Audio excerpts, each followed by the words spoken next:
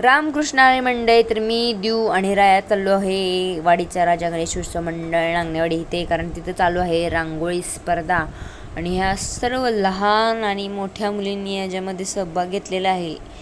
आणि बघा किती विविध प्रकारे रांगोळी काढायचं काम चालू आहे इथं प्रत्येकानं, आणि प्रत्येकाच्या चेहऱ्यावर एक आनंद आणि एक उत्साह आहे रांगोळी काढण्याचा, आपण पाहू शकताय. ह्या झाल्या रांगोळी स्पर्धा आणि इथं एक मेन गणपतीच्या पुढं एक रांगोळी काढायचं काम चालू आहे. आणि आता तयारी चालू आहे, म्हणजे गणपतीच्या मिरवणुकीची चालू आहे तयारी. आणि हो का, जो रथ दिसतोय ना तिथं ते गणपती बाप्पाला स्थानापन्न केलं जाईल आणि तिथून मिरवणूक काढली जाईल. तर मिरवणूक संध्याकाळी, तोपर्यंत आपण जरा महादेवाचं मंदिर नवीन झालेलं आहे आमच्या वाडीत श्रावण सोमवारमध्ये, त्याची स्थापना झालेली आहे. तर राया म्हटलं चल जाऊन पाया पडू. तर आम्ही रायन देऊ जाऊन मस्त की मंदिरात पाया पडायला गेलो. वडाच्या झाडाखालचं सुंदर असं महादेवाचं लहानसं मंदिर आमच्या नागणेवाडीमध्ये स्थापन झालेलं आहे.